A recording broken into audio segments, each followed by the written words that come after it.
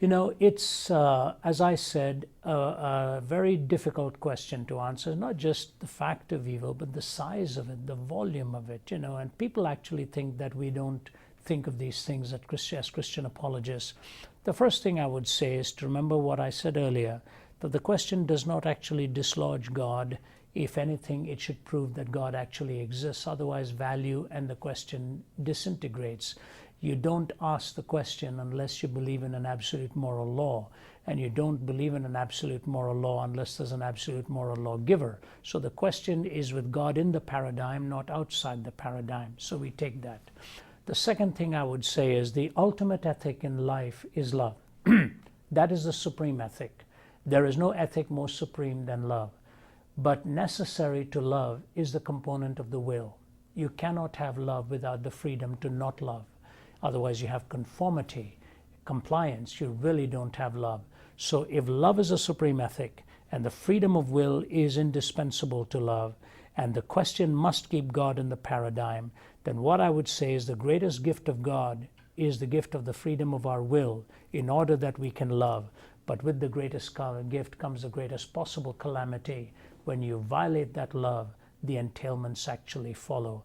And so both good is real and evil is real.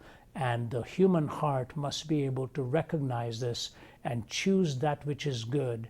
Otherwise, you live in a world of non-concrete expressions where you can choose bad with no consequences.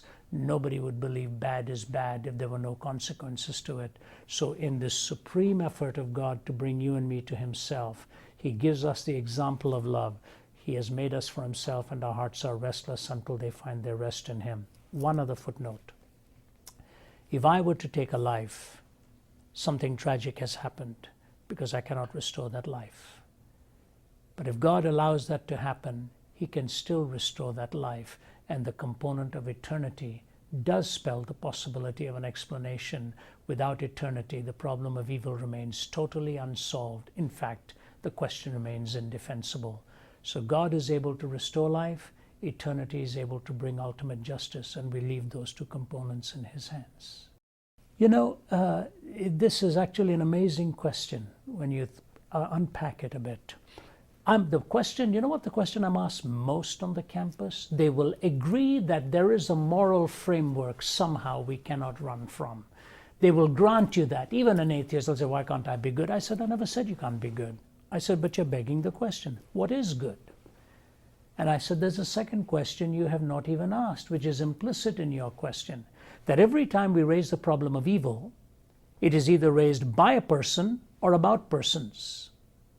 It is either raised by a person or about persons. How could God allow the Holocaust? How could this happen? How could God allow a little baby to die in the mother's arms? It's always raised by a person, about a person, which means personhood is indispensable to the question.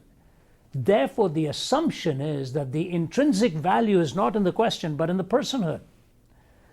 How can a person be of intrinsic value if time plus matter plus chance has been the cause of that person? It's nothing more than chemistry in motion.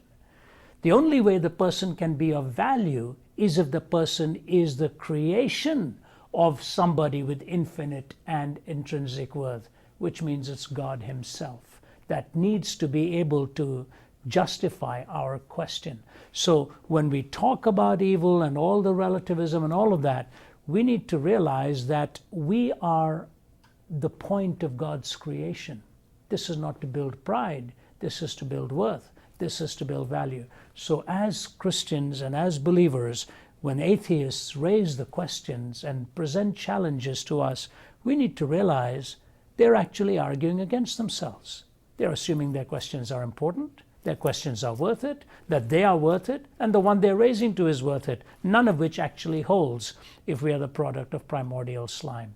So the atheist raising the questions ultimately actually argues more for the existence than the non-existence of God.